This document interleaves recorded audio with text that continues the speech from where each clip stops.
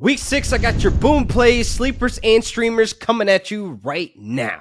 Now let's get these lineups ready for week 6. Now for my first boom play, I got Kirk Chains, or is it Swag Surfing Kirk? I don't know what it is, but last week was really impressive for him to come out as a winner in that overtime game, a career high of 500 plus yards. We're looking at Kirk Cousins building off this momentum because this Falcons offense is starting to really click. And based on the matchup, the Panthers are literally the worst defense in the NFL right now when it comes to points per game allowed. 33 points per game, people. And 88% of the Falcons offensive touchdowns are coming from Kirk Cousins' hand. So if they're going to be scoring a ton of points this weekend against this beat up, nasty, unexciting, basically a defense that has no idea how to stop a high scoring offense, Kirk Chains will be in the starting lineups this week for me.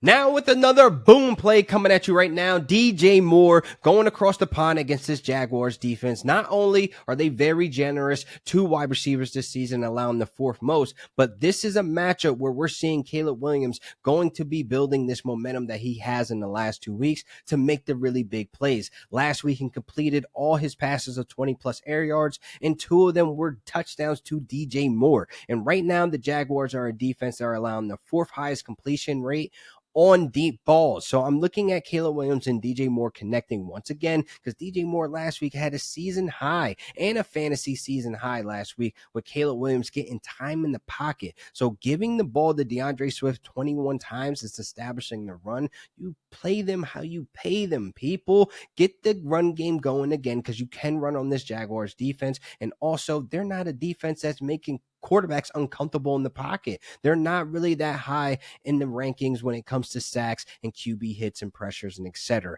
So you're giving Caleb time in this pocket for him to get the play to develop and get DJ Moore down the field for the touchdown. And that means big fantasy points for all of us DJ Moore owners. Now to get into a streaming option at the DST position, I got the Titans as a plug and play this week. When you have a team like the Vikings on bye, you need a team that has maximum ceiling. And I think the Titans this week have that opportunity. One, Michael Pittman and Josh Downs did not practice Wednesday or Thursday, so therefore that's not trending in the right direction to play. Neither did Jonathan Taylor, who's still dealing with an ankle injury. And guess what? Anthony Richardson was in full participation this week, so therefore I look at Anthony Richardson being the guy that's going to start, and we know he packs a ton when it comes to turnovers, because early in the season he has struggled with that, giving teams opportunity to put up some big points in the DST department. So I'm looking at this as an opportunity where they can get some turnovers, get the sacks, and honestly, it's really only going to be Alec Pierce out there, and you already cannot throw on this Titans secondary, so it's a very tough matchup for whoever's going to be that quarterback, but this means a lot of points for the Titans this week.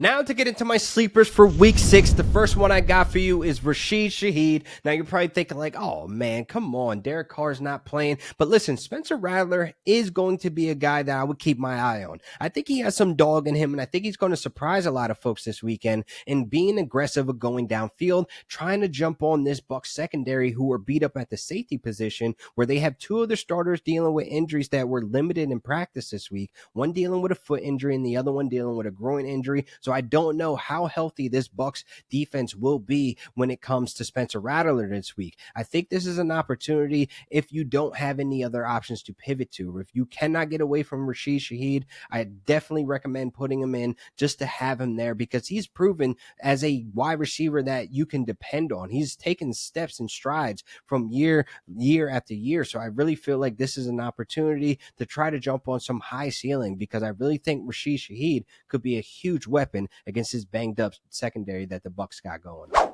Now to get into another sleeper for week 6, Jeremy McNichol, the 3rd string running back for the Commanders. And I think this might be an opportunity for him to step up again in light of injury, where Brian Robinson Jr. did not practice Wednesday or Thursday. So he's not trending in the right direction to be playing. But Jeremy McNichol has some explosiveness to him. There's some burst in his step. And I definitely think with this opportunity again, he could probably surprise the Ravens defense, because you know you have to worry about Jaden Daniels as a runner and also as a deep threat. So they're going to be facing a lot of light boxes. And actually, the Commanders are facing the most light boxes in the NFL right now, 92 carries. No other team has over 75 carries against light boxes. And Jerry McNichol right now is averaging 11.5 yards per carry in light boxes. So I think this could be an opportunity for him to be a threat in the passing game as well as on the ground and be very effective and get some points on the board for somebody who's in desperate need.